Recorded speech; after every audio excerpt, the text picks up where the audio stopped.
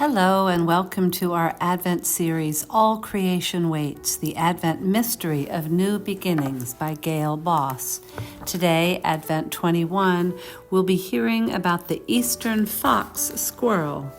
But hear first these words from Johannes Scotus Erugena, the Irish philosopher who lived back in the 9th century, and he wrote, "Every visible and invisible creature can be called a theophany, that is, a divine appearance." Advent 21, Eastern Fox Squirrel. The sun is not quite up, but the 6 fox squirrels at home in my backyard have roused from their nests and dash along the latticework of branches as I walk across the snow. They know what's in my bag. Before I can put a handful of raw peanuts on the feeder, the boldest one runs down the trunk of the hickory tree. He stops, stretches and yawns, and then takes in his mouth the peanut I offer. What I bring are treats, not sustenance. Each fox squirrel needs about 2 pounds of nuts every week to keep running and leaping all winter long. It's a high-energy lifestyle they lead, regardless of the season, and they do count its cost. They have an investment plan, a plan that's all about food. The squirrel pack quickly consumes my offerings. Then the bold male hops through the snow, stops abruptly, and plunges groundward, waving the flag of his tail. When he pops up, his mouth is bulged wide with an acorn. He knew it was there. He knew it was a red oak acorn, a rich energy gem. He buried it himself after a full day's feeding spree.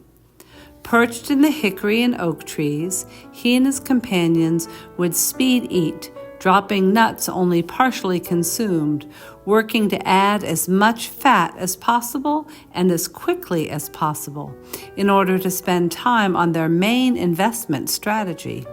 Glutted, the squirrels ran to the ground and scattered, burying nuts hauled from the trees. Each squirrel burying one nut at a time after time.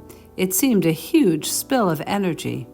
But it would have cost them more energy still and been futile to fend off the deer, turkeys, and raccoons that also crave the fat-dense nut meats.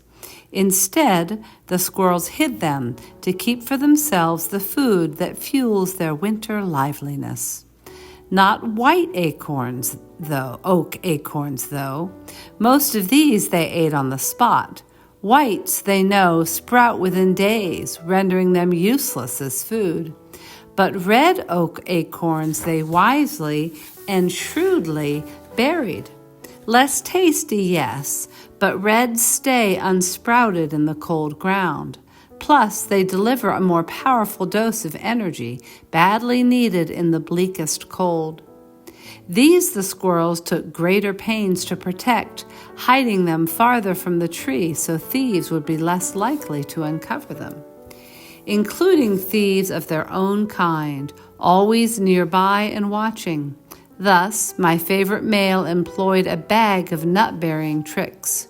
He would dig a decoy hole, or 2 or more, before depositing a nut, or after. He came back later and reburied nuts in new places. Some of his stashes will be found even under a carpet of snow by the keen noses of his neighbors. And he will find some of theirs. Those are bonuses. What he depends on to survive the barren season is the power of memory. I imagine him curled in his nest, a wind-tight arc of leaves and twigs high in the tree, each night consulting the map in his memory. On it is impressed not only the location of each nut, but also its kind. Which of the 1,000 shall he retrieve tomorrow? Which shall he save for a colder day? Winter relentlessly tests the spirited life he leads. He does his utmost to answer, remembering one small buried treasure after another. As you listened to this description of the eastern fox squirrel, what caught your attention? What might the squirrel teach you about wading through times of cold and dark, or trusting the new light will indeed come, or what you need to do to prepare for the dark, cold time ahead? Take a moment to prayerfully consider these questions, along with how might God be leading you, or what might God be asking of you in this challenging time? I invite you to take a moment to prayerfully share your insights, questions, and concerns with God, remembering that the dark is not an end, it's a door. It's the way a new beginning comes. Amen.